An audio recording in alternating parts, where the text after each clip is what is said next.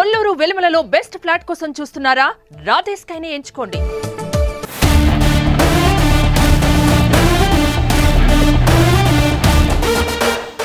ఢిల్లీ ఎన్నికల్లో బీజేపీ ఆప్ను ఊట్ చేసింది. దాదాపు 30 ఏళ్ల రికార్డును బ్రేక్ చేసి మళ్లీ తిరిగి అధికారం చేపట్టబోతోంది. అయితే ఇక్కడే ఏపీ సీఎం చంద్రబాబు పేరు మార్మోగుతోంది.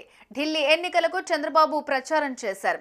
ఎక్కడైతే చంద్రబాబు ప్రచారం చేశారో అక్కడ బీజేపీ అభ్యర్థులు ఫలితాలలో ముందంజలో ఉన్నారు.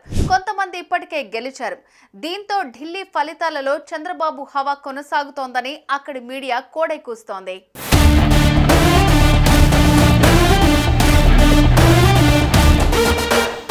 ఢిల్లీ అసెంబ్లీ ఎన్నికల కౌంటింగ్ లో పూర్తి ఆధిక్యత దిశగా బీజేపీ దూసుకుపోతోంది. అవినీతి ఆరోపణలు ఎదుర్కొన్న ఆప్ ను ఓటర్లు పక్కన పెట్టేశారు. మొత్తం 70 స్థానాల్లో 45 స్థానాల్లో బీజేపీ ఆధిక్యంలో ఉంది. ఆప్ 24 స్థానాల్లో లీడింగ్ లో ఉండగా కాంగ్రెస్ డిపాజిట్ కూడా తెరవలేకపోయింది. 27 ఏళ్ల తర్వాత ఢిల్లీలో అధికారం దిశగా బీజేపీ అడుగులు వేస్తోంది.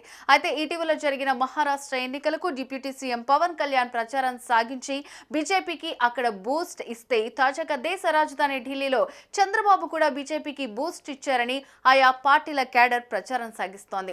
తెలుగువారు స్థిరపడ్డ ప్రాంతాలు కావడంతో బాబు చేసిన ప్రచారం బీజేపీకి బూస్ట్ ఇచ్చిందని రాజకీయ విశ్లేషకులు అంటున్నారు.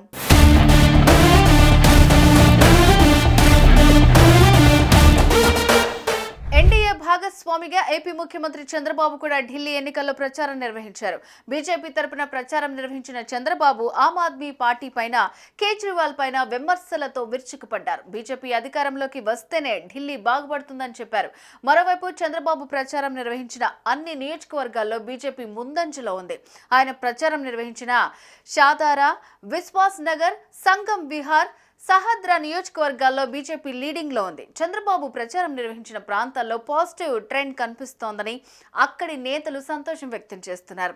ఈ క్రమంలో ప్రజలు చంద్రబాబు బీజేపీ నాయకత్వంపై నమ్మకం ఉంచారని భావిస్తున్నారు. చంద్రబాబు బీజేపీకి మద్దతుగా ప్రచారం చేయటం, రాజకీయ వ్యూహాలను అమలు చేయటం ద్వారా ప్రజల మద్దతు పెరుగుతుందని చెబుతున్నారు. దీంతో ఆయా ప్రాంతాల్లో బీజేపీకి గెలుపు అవకాశాలు పెరిగాయని అంటున్నారు.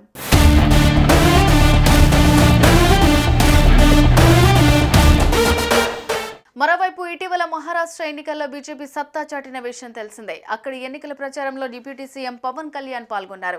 అక్కడే స్థిరపడ్డ తెలుగు వారిని ఉద్దేశించి పవన్ చేసిన ప్రసంగం నాడు వైరల్ గా మారింది. పవన్ చేసిన ప్రసంగమే తమ గెలుపుకు కారణమని అక్కడి ఎమ్మెల్యేలు కూడా పవన్ తో ఫోటోలతో ఫ్లెక్సీలు కూడా వేశారు.